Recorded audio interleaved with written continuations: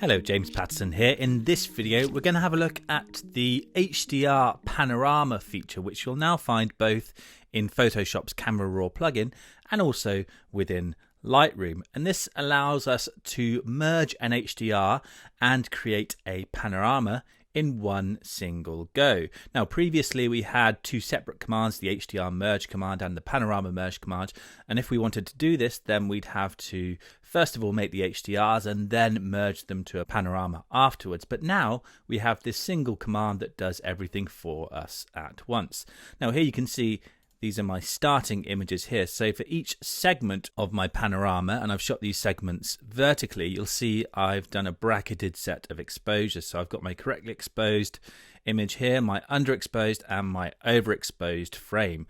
And then I've moved along a segment and again shot my three exposures, continuing across the scene in this way from left to right, and this is the resulting HDR panorama. So let's have a look at how it's created. Now what we need to do is select all of the images here in Adobe Bridge. So I'll highlight the first one there, then I'll scroll down to the bottom image and hold Shift and click on it, and that will select all the images in that set, and you can see I've got 15 images selected here. Then I can right click over that set of images and choose to open in Camera Raw. Now once open, I need to select them all again. I can use Command or Control and A. That's Command A on a Mac, Control A on a PC, and you'll see that selects every image in the film strip to the left of the screen over here. Then I can click this little flyout menu at the top of the display here next to where it says film strip, and I can choose to merge to HDR Panorama.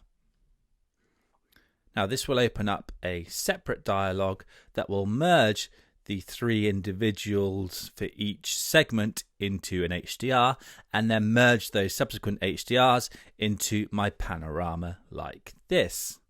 Then we have a set of options over to the right over here that we can use to improve the effect. Now first of all we have these projection options over here, and it's worth experimenting by clicking through these different options. They each affect how the panorama is created, and you can see we get differing results. Spherical and cylindrical are usually the two main options to go for here. I'm going to go for cylindrical, I think. And then we can go to boundary warp, and this allows me to fix the edges around the frame here. Notice you can see with my panorama here, my frame has kind of started off slightly higher and then gone down slightly lower. So I've kind of shot a slightly wonky panorama here, and you'll often find this happens when you're panning across a scene in this way. But we can use the boundary warp to help correct this. So what I'll do is drag it across to the right, and you can see how the edges of the image start to improve and my horizon starts to level out slightly. So I'm going to bring that to around about 80, I think. And then I can also use the auto crop option down here, and you can see there's a slightly messy edge along the bottom of the frame here. If I check auto crop, you can see that's removed by cropping in slightly. So now I'm happy with all of those settings. I'm going to hit merge down at the bottom right here. Now this automatically creates a new DNG file here, and we'll be asked for a place to save it. We can just save it by default amongst our original images here. Then this brings us back into the main Camera Raw interface, and we can now start to adjust our panorama in the same way as we would with any image.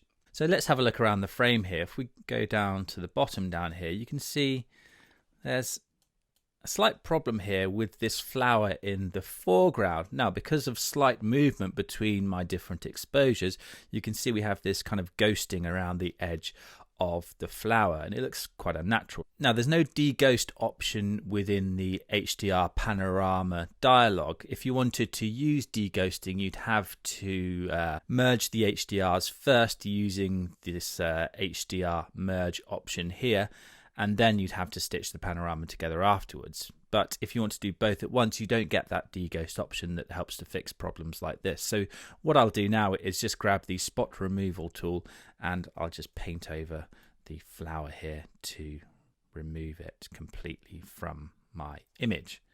You can see I can drag around the green area here to choose an area to sample from, and I'll do the same with this flower over here.